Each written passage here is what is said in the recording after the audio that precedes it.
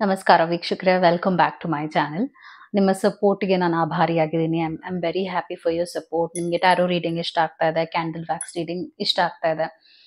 So professionally I am a psychologist. ನನಗೆ around 14 years experience ಇದೆ psychological ಫೀಲ್ಡ್ನಲ್ಲಿ. Counselling ಮಾಡ್ತೀನಿ ಹಾಗೂ ಆಮ್, ಈ ಒಂದು ನಾನೇನು ಮಾಡ್ತಾ ಇದ್ದೀನಿ ಟ್ಯಾರೋ ಮತ್ತು ಕ್ಯಾಂಡಲ್ ವ್ಯಾಕ್ಸ್ ರೀಡಿಂಗ್ ಇದೆಲ್ಲ ಈ ಕೌನ್ಸಿಲಿಂಗ್ ಭಾಗವಾಗೇ ಬಂದಿದೆ. ಬಟ್ ನಿಮ್ಗೆ ಏನಾದರೂ ಇಮೋಷನಲ್ ಡಿಸ್ಟರ್ಬೆನ್ಸ್ ಇದೆ, ಮೆಂಟಲಿ ನೀವು ಸ್ವಲ್ಪ ಕುಗ್ಗಿದ್ದೀರಾ ಅಂದಾಗ ಅಫ್ಕೋರ್ಸ್ ನಿಮಗೆ ಕೌನ್ಸಿಲಿಂಗ್ ಅವಶ್ಯಕತೆ ಇದೆ. ಹೌದು, ಫ್ಯೂಚರ್ ಬಗ್ಗೆ ನಾವು ತಿಳ್ಕೊಳ್ಳುವುದು ಇಂಪಾರ್ಟೆಂಟ್ ಆಗುತ್ತೆ. ಅದರಿಂದನೇ ಟ್ಯಾರೋ ರೀಡಿಂಗ್ ಗೈಡೆನ್ಸ್ನ ಕೂಡ ನೀವು ಪಡಿಬಹುದು.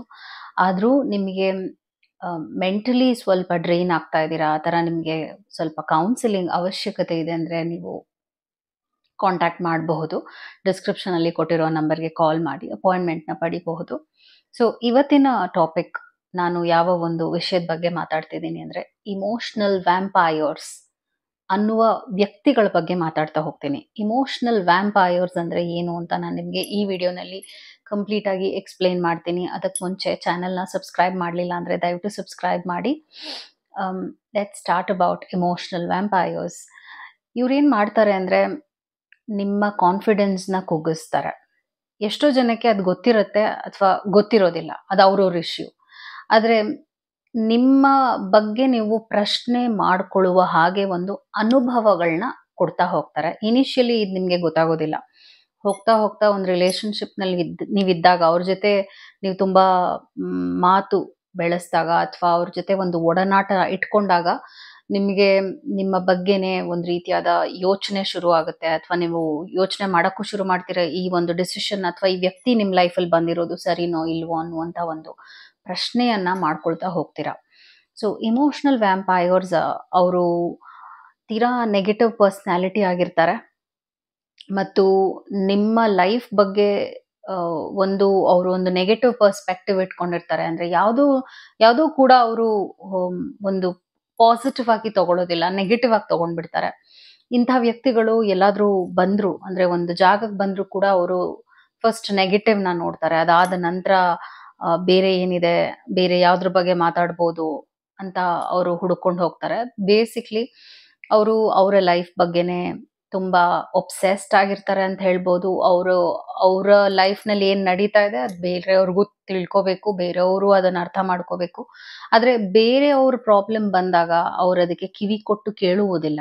ಸೊ ಇವ್ರನ್ನ ನಾವು ಇಮೋಷ್ನಲ್ ಡ್ರೈನಿಂಗ್ ಪೀಪಲ್ ಮತ್ತು ವ್ಯಾಂಪೈರ್ಸ್ ಅಂತ ಹೇಳ್ತೀವಿ. ಯಾಕಂದರೆ ಇವರು ಎನರ್ಜಿನ ಸಕ್ ಮಾಡ್ತಾ ಹೋಗ್ತಾರೆ. ಆದರೆ ಎನರ್ಜಿ ಕೊಡಬೇಕು ಅಥವಾ ಅವರ ಒಂದು ಇರುವಿಕೆ ನಿಮಗೆ ಆ ಒಂದು ಅನುಭವ ಆಗಬೇಕು ಅಂದಾಗ ಅವರು ಆಬ್ಸೆಂಟ್ ಆಗಿಬಿಟ್ಟಿರ್ತಾರೆ. ಅಂದರೆ ಅವ್ರು ಅದನ್ನು ಸರಿಯಾಗಿ ಕೇಳಿಸ್ಕೊಳ್ದೇ ಇರುವಂಥದ್ದು, ನಿಮ್ಮ ಬಳಿ ಅದನ್ನು ನಿಮ್ಮ ಪ್ರಾಬ್ಲಮ್ಗೆ ಒಂದು ಅಡ್ವೈಸ್ ಕೊಡೋದು ಅಥವಾ ಒಂದು ಸಪೋರ್ಟ್ ಕೊಡೋದು ಅಥವಾ ನಿಮ್ಗೆ ಅವ್ರು ಇಲ್ಲ ಅನ್ನುವಂಥ ಒಂದು ಅನುಭವ ಇರುತ್ತೆ. ಅವರು ಇದ್ದಾಗಲೂ ಕೂಡ ನಿಮಗೆ ಆ ಥರದೊಂದು ಎನರ್ಜಿ ಅವ್ರ ಕಡೆಯಿಂದ ಸಿಗ್ತಾ ಹೋಗುತ್ತೆ.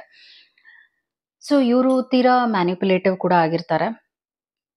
ಮತ್ತು ಏನಾದರೂ ಪ್ರಾಬ್ಲಮ್ ಬಂತು ಅಂದರೆ ಅವರು ಹೇಳುವ ವಿಷಯವನ್ನೇ, ಅವರು ಕೊಡುವಂಥ ಗೈಡೆನ್ಸ್ನೇ ಎಲ್ಲರೂ ತಗೋಬೇಕು ಅಥವಾ ಅವರ ಪ್ಲ್ಯಾನ್ ಪ್ರಕಾರವಾಗಿ ಎಲ್ಲರೂ ನಡ್ಕೋಬೇಕು ಅನ್ನುವ ಒಂದು ಅನುಭವನ ಕೊಡ್ತಾರೆ. ನನಗೆ ಇತ್ತೀಚೆಗೆ ಈ ಥರದೊಂದು ಅನುಭವ ಆಯಿತು. ಆದರೆ ಆ ವ್ಯಕ್ತಿಗೆ ಗೊತ್ತಿದೆಯೋ ಇಲ್ವೋ ಅನ್ನೋದು ನನಗೆ ಒಂದು ಪ್ರಶ್ನೆ ಮೂಡ್ತು. ಬಿಕಾಸ್ ಈ ಥರ ನಡ್ಕೊಳ್ಳೋವ್ರಿಗೆ ಅವ್ರು ಈ ಥರ ತಪ್ಪು ಮಾಡ್ತಾ ಇದ್ದಾರೆ ಅನ್ನುವಂಥ ಒಂದು ವಿಷಯನೂ ಅವ್ರ ಮನಸ್ಸಿಗೆ ಹೋಗಿರಲ್ಲ. ಯಾಕೆಂದರೆ ಯಾರೂ ಅವ್ರಿಗೆ ಹೇಳೇ ಇರಲ್ಲ ಅನ್ಸುತ್ತೆ, ನೀನು ಈ ಥರ ನಡ್ಕೊಳ್ತಾ ಇರೋದು ನಮ್ಗೆ ಇಷ್ಟ ಆಗ್ತಾ ಇಲ್ಲ ಅಂತ ಯಾರೂ ಅದನ್ನು ಮನ್ಸು ಬಿಚ್ಚಿ ಹೇಳ್ಕೊಂಡಿರಲ್ಲ. ಸೊ ಅವ್ರಿಗೆ ಅದು ಅರ್ಥನೂ ಆಗ್ತಾ ಇರಲ್ಲ, ಈ ಥರ ತಪ್ಪು ಮಾಡ್ತಾ ಇದ್ದಾರೆ ಅವರು ಅಂತ. ಸೊ ಇತ್ತೀಚೆಗೆ ನನ್ನ ಫ್ರೆಂಡ್ಸ್ನ ಕರ್ಕೊಂಡು ಎಲ್ಲೋ ಹೋಗಿದ್ವಿ, ಒಂದು ಒಳ್ಳೆಯ ಜಾಗಕ್ಕೆ ಹೋಗಿದ್ವಿ. ಸೊ ಅದೆಲ್ಲ ಒಂದು ಕಂಪ್ಲೀಟ್ ದಿನ ಅವ್ರ ಜೊತೆ ಇರುವ ಒಂದು ಅನುಭವ ನನಗೆ ಸಿಕ್ತು. ಎಲ್ಲರ ಜೊತೆನೂ ನನಗೇನಂತ ಪ್ರಾಬ್ಲಮ್ ಇರಲಿಲ್ಲ. ಆದರೆ ಒಬ್ಬಳು ವ್ಯಕ್ತಿ ಇದ್ಲು, ಆಕೆಯ ಪ್ರಾಬ್ಲಮ್ ಏನಾಗಿತ್ತು ಅಂದರೆ ಆಕೆ ಹೇಳಿದ್ದೆ ಎಲ್ಲರೂ ಮಾಡಬೇಕು, ಆಕೆ ಹೇಳುವ ಹೋಟೆಲ್ನಲ್ಲೇ ಹೋಗಿ ನಾವು ಆಹಾರನ ಸೇವಿಸಬೇಕು, ಅಂದರೆ ಆಕೆಯ ಮ್ಯೂಸಿಕ್ ಲಿಸ್ಟ್ನು ನಾವು ಕೇಳಬೇಕು, ಹಾಗೂ ಆಕೆ ಹೇಗೆ ಪ್ಲ್ಯಾನ್ ಮಾಡಿದಾಳೆ ಆ ರೀತಿಯಾಗಿ ಎಲ್ಲರೂ ಫಾಲೋ ಮಾಡಬೇಕು. ಸೊ ಆಕೆಗೆ ಗೊತ್ತಿದೆಯೋ ಇಲ್ವೋ, ಬಟ್ ಆಕೆ ಹೇಗೆ ನಡ್ಕೊಳ್ತಿದ್ಲು ಅಂದರೆ ನೀವೆಲ್ಲರೂ ನನಗೆ ಅಟೆನ್ಷನ್ ಕೊಡಬೇಕು, ಹಾಗೂ ನಾನು ಹೇಳ್ದಾಗೆ ನೀವೆಲ್ಲರೂ ನಡ್ಕೊಳ್ಳೇಬೇಕು ಅನ್ನುವ ಒಂದು ಗ್ರಾಂಟೆಡ್ ಫೀಲ್ ನನಗೆ ಎಲ್ಲೋ ಈಕೆ ತಗೊಳ್ತಾ ಇದ್ದಾಳೆ ಅನ್ನಿಸ್ತು. ಮತ್ತೆ ಎಲ್ಲೋ ಹೋಗಿದ್ದಾಳೆ, ಏನೋ ಒಂದ್ ನೋಡ್ಕೊಂಡ್ ಬರ್ತೀನಿ ಅಂತ 1 ಗಂಟೆ ಟೈಮ್ ತಗೊಂಡಿದ್ದಾಳೆ ವಾಪಸ್ ಬರೋದಕ್ಕೆ. ಬರ್ಲೇ ಇಲ್ಲ. ನಾವೆಲ್ಲ ಕಾಯ್ತಾ ಇದೀವಿ. ಆ ಟೈಮ್‌ನಲ್ಲಿ ಲಂಚ್ ಟೈಮ್, ಲೈಕ್ ನಾವು ಊಟ ಮಾಡಬೇಕು. ಆದ್ರೆ ಆಕೆ ಬರ್ತಾ ಇಲ್ಲ. ನೋಡಕ್ ಹೋದ್ರೆ ಆಕೆ ತನ್ನದೇ ಆದ ಲೋಕದಲ್ಲಿ ಮುಳುಗೋಗ್ಬಿಟ್ಟಿದ್ದಾಳೆ. ಅಂಡ್ ನಮ್ ಜೊತೆ ಬರಕ್ಕೂ ಅವಳು ರೆಡಿ ಇಲ್ಲ. ಬಿಕಾಸ್ ಆಕೆ ಶಾಪಿಂಗ್ ಮಾಡ್ತಾ ಇದ್ಲು and she didn't want to come back. So ಇಲ್ಲೇನಾಯ್ತು ಅಂದ್ರೆ, ಈಗ ನಾವೆಲ್ಲರೂ ಅವಳಿಗೋಸ್ಕರ 1 ಗಂಟೆ ಕಾಯ್ತಾ ಇದೀವಿ ಯಾವಾಗ ಬರ್ತಾಳೆ ಇವಳು ಅಂತ. ಹಾಗೂ ಆಕೆ ಅವಳದೇ ಆದ ಒಂದು ಲೋಕದಲ್ಲಿ ಮುಳುಗೋಗಿದ್ದಾಳೆ. ಸೊ ಇಂಥ ವ್ಯಕ್ತಿಗಳು ಎಮೋಷನಲಿ ಬೇರೆಯವ್ರಿಗೆ ಇದು ಎಫೆಕ್ಟ್ ಆಗುತ್ತಾ?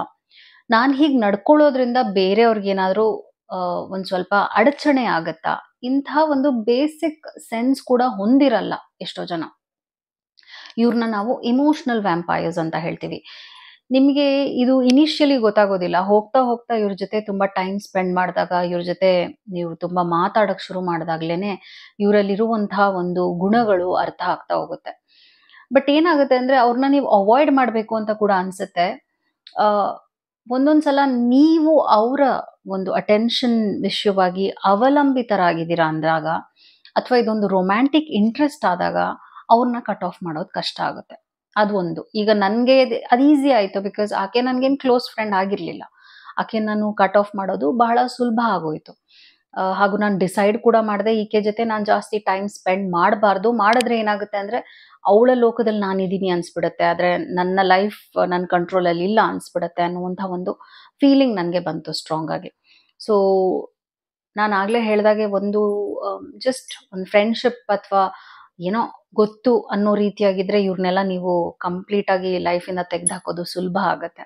ಆದ್ರೆ ಈ ವ್ಯಕ್ತಿ ನಿಮಗೆ ಒಂದು ಪಾರ್ಟ್ನರ್ ಆಗೋ ಅಥವಾ ನಿಮ್ಮ ಫ್ಯಾಮಿಲಿ ಮೆಂಬರ್ ಆಗೋ ಇದ್ದಾರೆ ಅಂದ್ರೆ, ನಿಮ್ಗೆ ಅವರು ಎವ್ರಿ ಟೈಮ್ 24/7 ಒಂದು ಅಟೆನ್ಷನ್ ಎಕ್ಸ್ಪೆಕ್ಟ್ ಮಾಡ್ತಿರ್ತಾರೆ.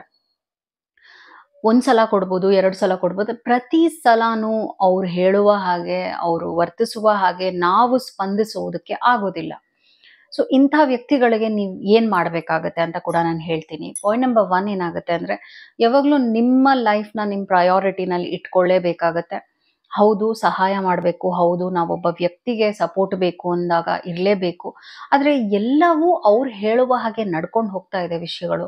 ಹಾಗೂ ನಿಮಗೆ ಬೆಲೆ ಸಿಗ್ತಾ ಇಲ್ಲ. ನಿಮ್ಮ ಯೋಚನೆಗಳಿಗೆ ಅವರು ಸ್ಪಂದಿಸ್ತಾ ಇಲ್ಲ ಅಂತ ಹೇಳಿದಾಗ, ಅದಕ್ಕೆ ನೀವು ಕರೆಕ್ಟ್ ಆಗಿರುವಂತ ಆಕ್ಷನ್ ತಗೊಳ್ಬೇಕಾಗತ್ತೆ.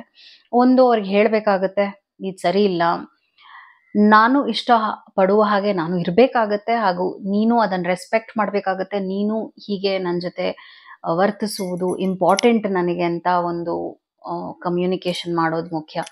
ನೀವು ಮಾಡಿನೂ ಕೂಡ ಅವ್ರೇನಾದ್ರೂ ಅದನ್ನ ಇಗ್ನೋರ್ ಮಾಡೋದು, ಹೇಳಿನೂ ಕೂಡ ಅದನ್ನ ಅವ್ರು ಅರ್ಥ ಮಾಡ್ಕೊಂಡ್ರು ಮಾಡ್ಕೊಳ್ಳದೆ ಇರೋ ಹಾಗೆ ವರ್ತಿಸ್ತಾ ಇದ್ದಾರೆ ಅಂದ್ರೆ, ನಿಮ್ಮನ್ ಒಂದು, as I told, they just suck your energy.